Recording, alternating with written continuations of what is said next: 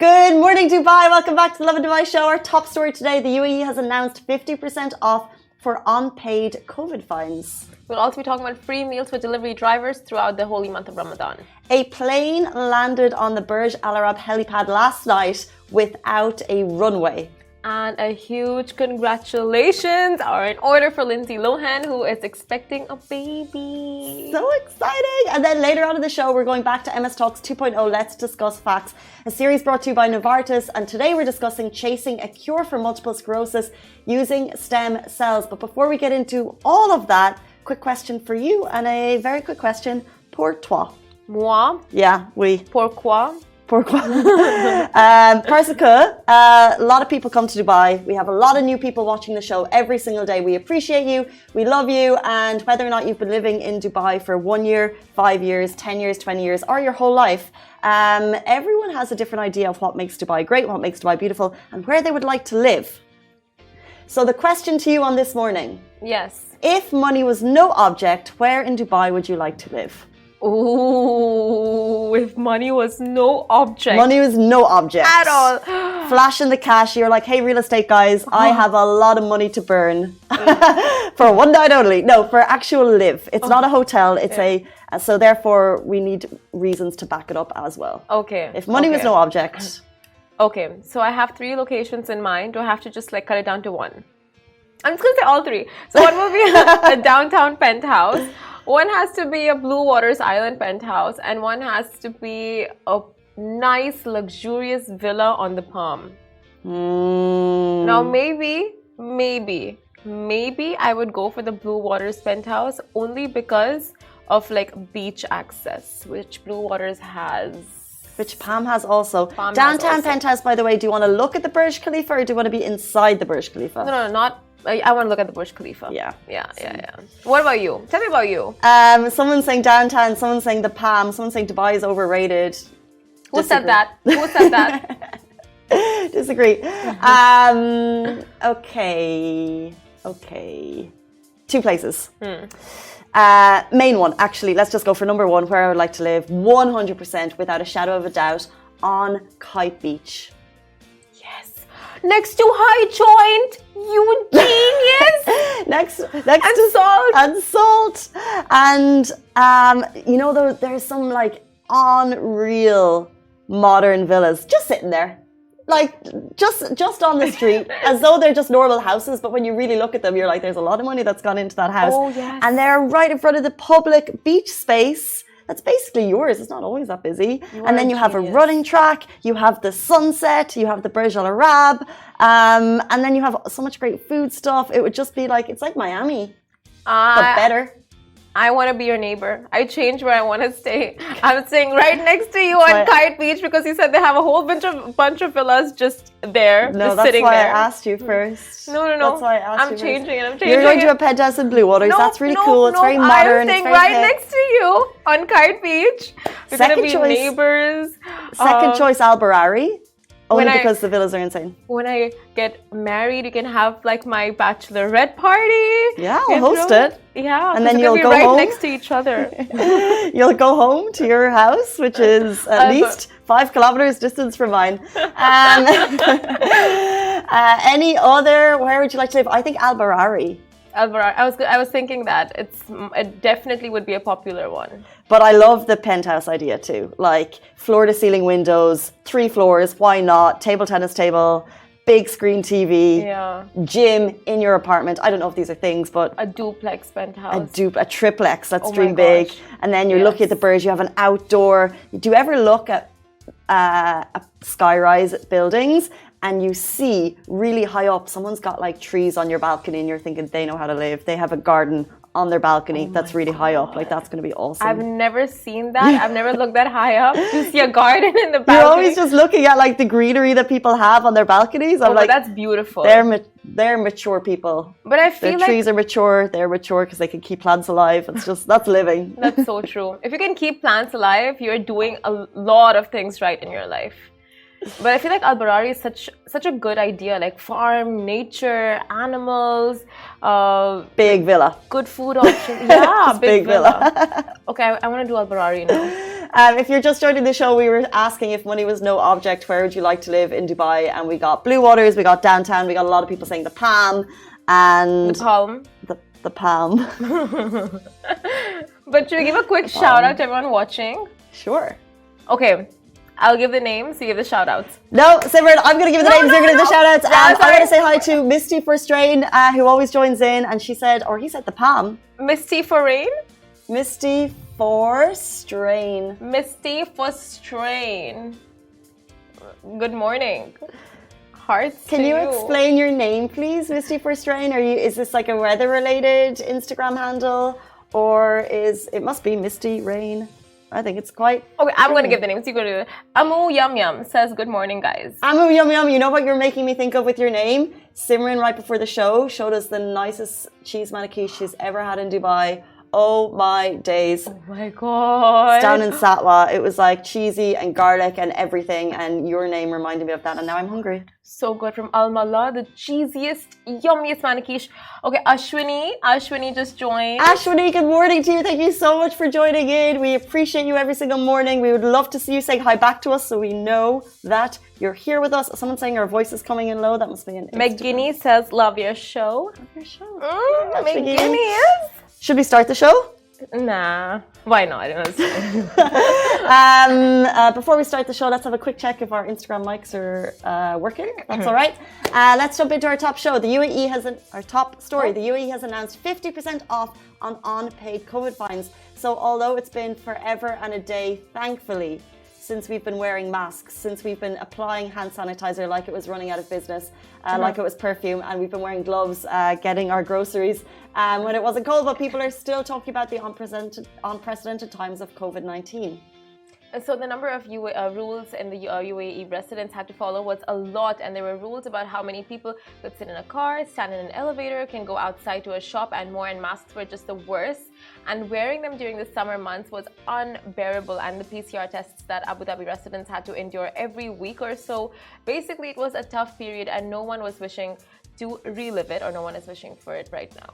So to make sure that we ended the COVID-19 difficult time at a quicker pace, there was rules introduced and there was fines for those rules. So people who were violating the COVID-19 guidelines, they were handed fines in a bid to encourage people to clear up their dues, and SEMA has now made an announcement. So if you have an unpaid COVID fine, the UAE announced a 50% discount on those penalties. The discount will start from March 15th and it will last for 2 months only. Any unpaid violations committed during the pandemic can now be paid 50% off. The authority has urged the public to pay via the official website and smart app of the Ministry of Interiors, and those also of local police.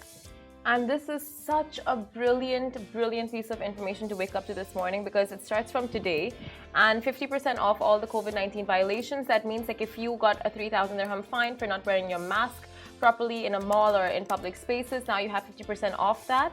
And I mean, it is such a relief for so many residents who have had this, like imposed upon them. So thank God for them. Yeah, it's amazing, because I think sometimes when you have these fines and you're just aware that they're sitting there, I don't know if you've ever had big bills and you're thinking, I need to pay that. So now it's here, it's 2 months that it's going to last. Our massive condolences to anyone who paid their fines the day before, which someone actually messaged us saying they paid a 5,000 dirham fine the day before this was announced.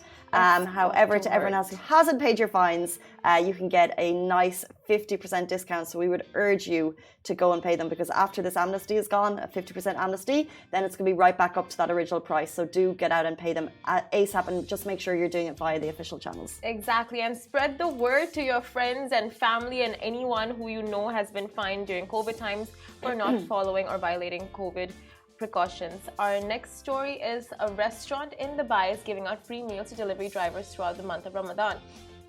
So be it rain or shine, our delivery heroes ensure that the city is fed and taken care of. And as a token of their appreciation, Chaiwala of London, a restaurant located in Dubai Hills Mall, is giving back to those who put their lives at risk every day to ensure we get our food on time by offering offering these delivery captains free meals during the month of Ramadan. So more than 15,000 delivery drivers work up to 18 hours a day, and it's a very, very tough job. And during Ramadan, it's even harder for them to keep up with the demand. They often miss their iftars due to ample deliveries. Hence, Chaiwala will be handing out free Ramadan meals every single Friday during Ramadan from 6 p.m. to 12 a.m., giving drivers enough time to break their fast after a long day of work. Delivery drivers will be required to present their proof of occupation or a valid ID at the counter to claim their meal. So major kudos to Chaiwala for undertaking this initiative and of course rekindling compassion and mercy in the community and making the lives of these drivers just, a little bit more easier during this month. And I'm sure so many more restaurants and entities will come out with initiatives like this. We see this happening closer to Ramadan and during Ramadan, and a lot of organizations come together and just, organize these charity drives, organize food drives. So we're going to have so many more stories like this coming towards you. As we step into the month. As we step into the month of giving. Month of giving. It is an amazing time, and what we love throughout the holy month is just seeing the spirit of community, whether it's local businesses doing their bit or people just asking, how can we help? How can we donate our time? How can we donate money? And we're actually going to put together a list of like all of the regulated initiatives where you can donate your time and money throughout the holy month, because we just see it's such a spirit of giving and it's amazing. So that will come to you. But let's jump into our next story. This went viral yesterday. Hundreds of thousands of people have watched this plane land on the Burj Al Arab helipad without a runway. So what did we just watch? So first of all, you might think, it's just a plane landing, right? Yeah. However, think about it. There's no runway, right? So a world record has been set by Polish pilot Luke Sepelia, who becomes the first person to land a plane on a helipad. Not only did he land it on a helipad, he landed it on the top of the Burj Al Arab minus a runway. So Dubai has hosted yet another world record-breaking feat as he makes history with a bullseye landing of a plane on the iconic helipad. How cool is that? And to complete this mission to land on the helipad that's 27 meters in diameter, he completed over 650 practice landings before the attempt on top of the 56-story hotel. So let's just go over that. He had 27 meters to land this plane. Think about when you're landing a plane. When you're on a plane. Think about when you're landing a plane. Oh, just last week. Think about when you're on a plane and the runway, like how much time they have. He had 27 meters. He was flying at a speed of 43 kilometers per hour. And it took him 3 attempts. Could you imagine the heart and the drama that went into that? It took him 3 attempts. And of course, added to the challenge is that he's at a height of 212 meters, top of Burj Al Arab with cameras at all angles. But he did it. It looks amazing. And I saw a little interview with the pilot. He said it's the first of more to come. Dubai Media Office shared the story, and it's just very cool. I mean, regardless, right? Take everything away. First of all, the Burj Al Arab helipad is so cool. Right, anytime I think as a spectator you see a helicopter, anything land there, you're just like so mesmerized and your eyes are just there. You stop everything and you're just looking at the landing. And now to see this specific stunt without the runway and just, I don't know, we love these kind of stunts. People were sharing videos of the stunts yesterday and we didn't fully know what was going on. So now we have like the lowdown on it. But so true. It's one of those things where it's so cool. We've seen tennis players up there. We've seen race car stunts up there over the years. But actually, could you imagine actually being up there? I don't think I would be that brave. I wouldn't be playing tennis, and if my ball was, went over the side, I would need a netting all around. And also, we haven't shared it yet, but there was a proposal. Oh my God. On the Burj Al Arab. Yes, in the last couple of weeks, I saw the video yesterday. Is he single?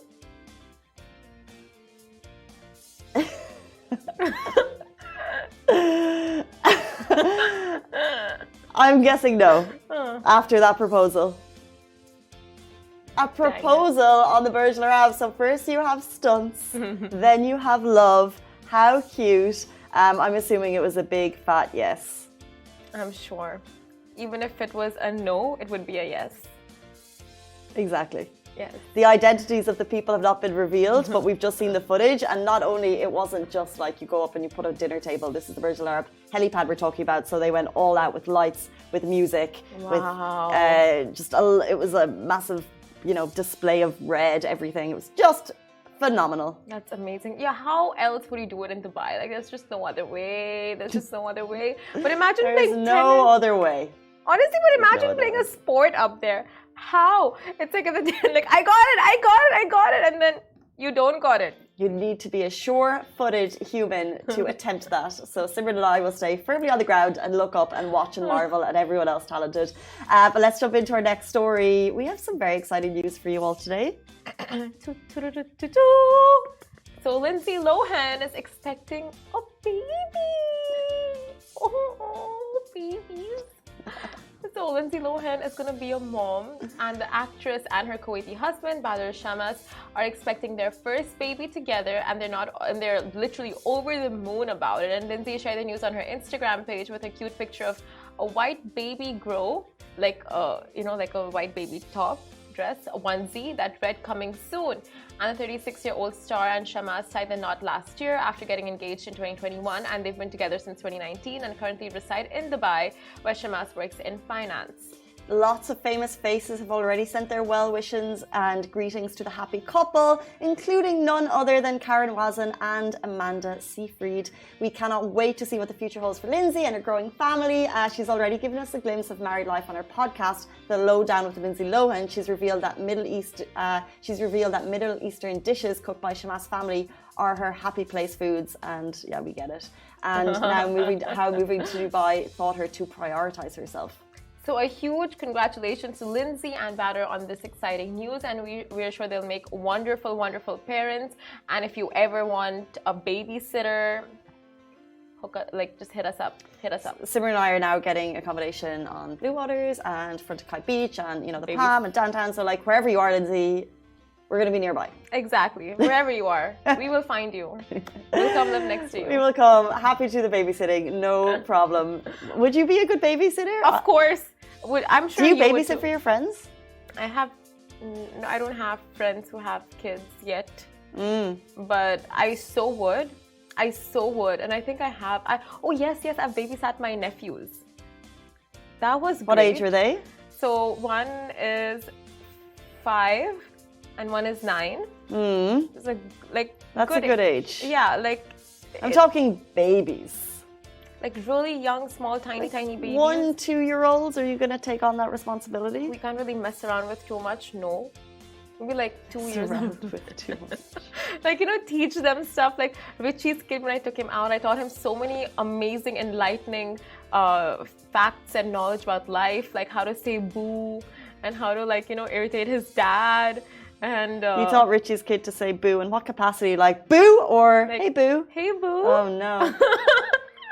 So I don't know if the Friends reference of when Rachel took Ross's 8-year-old kid out and taught him all the pranks. Oh yes. Oh my god. So you're Rachel. I'm so Rachel in that sense. Yeah. And okay, I'll tell you one more thing. With Richie's kids, I was playing I Spy with my little eye. So you're playing that for I think 2-3 hours, a good 2-3 hours, for the duration of our hangout. And he went back home and till 12 a.m. in the night, he's just pestering Richie. I spy with my little eye. I spy. And Richie sends me a video. He's like, you have broken my kid. But Lindsay Lohan, if this is our CV to look after your children, Simran is not qualified. Rejected. I, however, am very responsible. That's not true. I'll play the music, I'll read them stories. But let's jump into our next story, guys. We have MS Talks 2.0. Let's discuss facts. Chasing a cure for multiple sclerosis using stem cells. So in this episode, which is a collaboration with Novartis, we aim to get a better understanding of stem cell therapy and how it can be used within a patient's journey. Very insightful. Please stay tuned.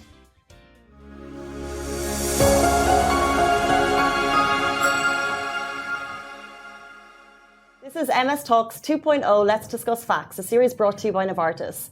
Multiple sclerosis is an incurable disease, and if you receive a diagnosis, there can be a tendency to seek different approaches, such as stem cell therapy, in search of an elusive cure.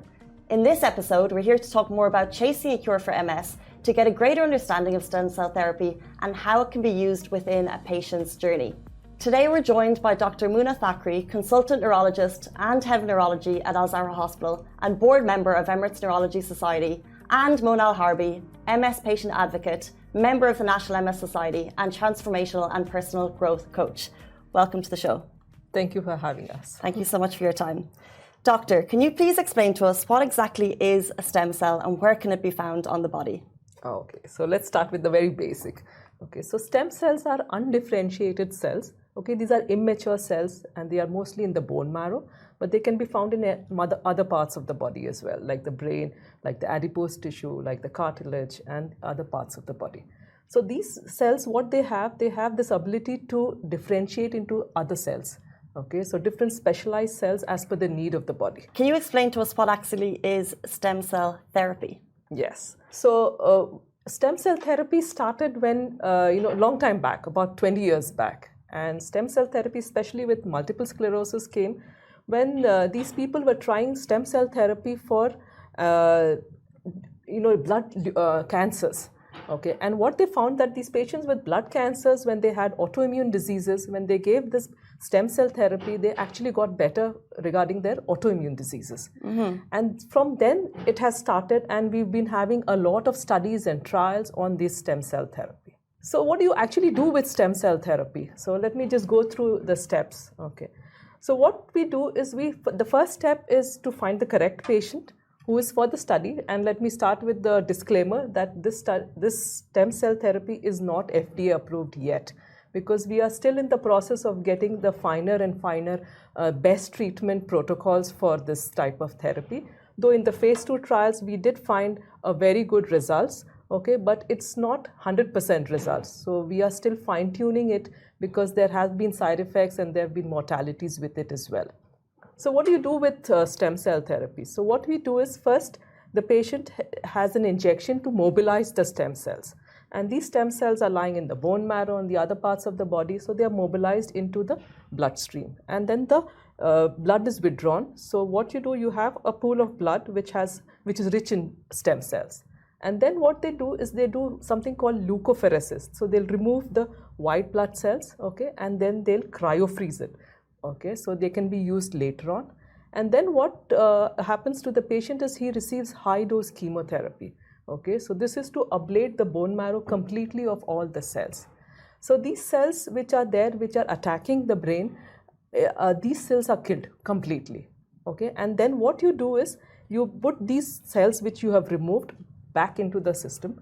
Okay, so they go to the bone marrow and they start producing new fresh cells. Now these new fresh cells don't have the memory of the MS, okay, they are not sensitized lymphocytes, okay, so they are producing brand new cells which are not attacking your brain and spinal cord. So that is, in short, what actually stem cell therapy is. How could stem cell therapy be applied in the treatment of MS? So till now we don't have the phase 3 data to have the approval for the therapy. Okay, so now what the phase 2 data did show, and actually we are relying on those because that's how people are getting interested in it, is that it does reduce your number of relapses to a big extent. So they found in the phase 2 data it was about 69% reduction in the relapse rate for the duration of about 5 years. Okay, but what they did also find that there was a lot of mortality with it. But with time, now this has been there since 1990s, and the latest data shows that they have refined the stem cell therapy, because now they are not going full on high ablation, so they are going low ablation. So they're fine tuning the type of chemotherapy they are giving to the patients, so the mortality rate has gone down. So now we'll be having 2 phase 3 studies, which is the STAR MS and the BEAT MS, one in US and one in UK. And what they will do is to compare this with the best available therapy. So we know stem cell therapy works in some people, especially relapsing remitting multiple sclerosis, early on, who have less disability. It does not work with people who have already gone into secondary progressive phase or primary progressive MS. It doesn't work. So if you're advanced in your MS, you're already progressing, stem cell therapy is not for you. So it's only for early patients who have less disability and who are relapsing remitting. So these 2 studies, the phase 3 studies, are going to compare it with the best available therapy, because we still don't know if the hematopoietic stem cell therapy, which is the stem cell therapy which we are talking about, is it as good as or even better than the best available therapy. When should it be applied in the patient's treatment journey? Yeah, so as per the research guidelines, so you can only take it in a research study still, because it's not FDA approved. So if you are still relapsing remitting, that means you have attacks and you remit, you do not have a progressive course, okay, you have low EDSS. EDSS is a disability scoring. So if your EDSS is low, that means meaning that you're still able to walk and function, then it's for that, and you failed at least 2 first-line therapies, then only you have the need for a stem cell, and it is, you have to take the risk of the stem cell therapy, because it's a full-blown chemotherapy which you will be going through, and chemotherapy will bring down your immunity to 0. So you will have a very high chance of getting opportunistic infections during the first 100 days. So you have to be very careful when you're choosing this kind of treatment for multiple sclerosis. So you need to fail at least 2 drugs. You're a very aggressive multiple sclerosis, yes, then stem cell therapy can be thought about. Mona, why do you think some people are interested in this topic?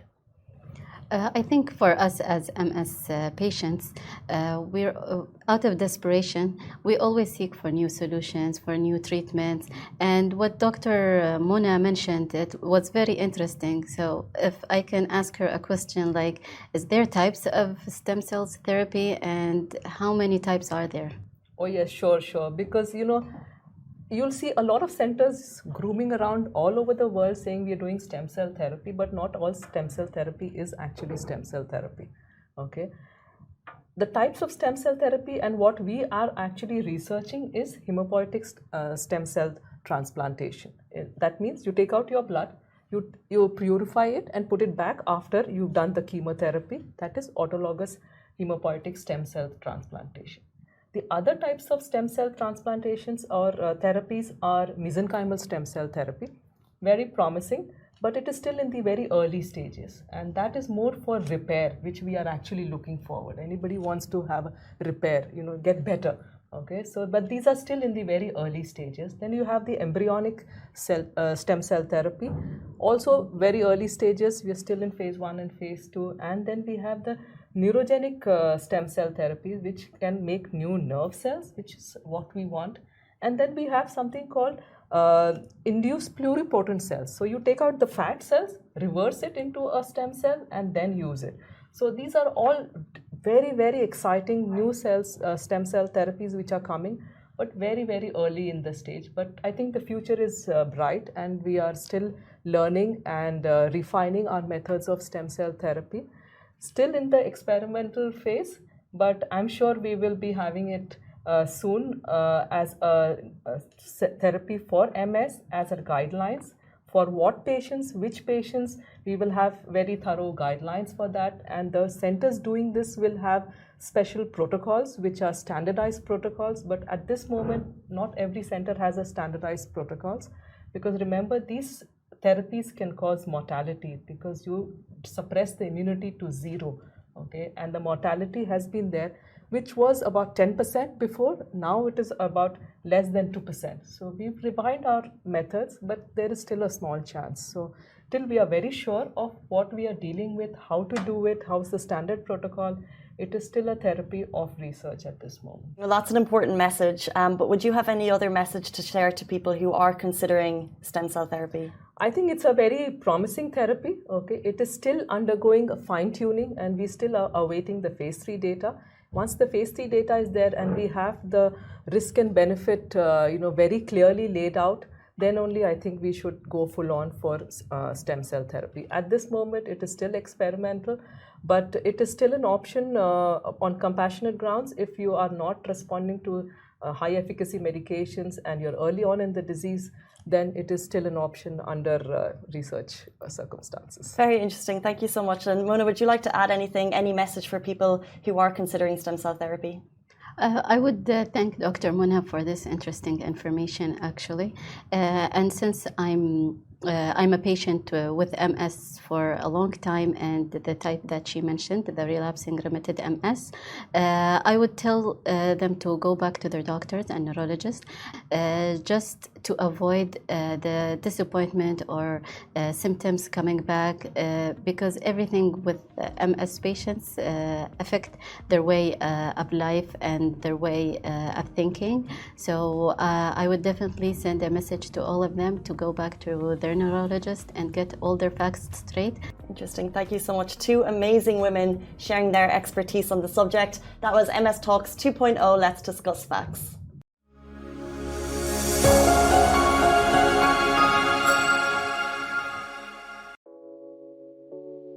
This show is brought to you by the Augustus Media Podcast Network. Thank you for listening, and I hope you enjoyed it.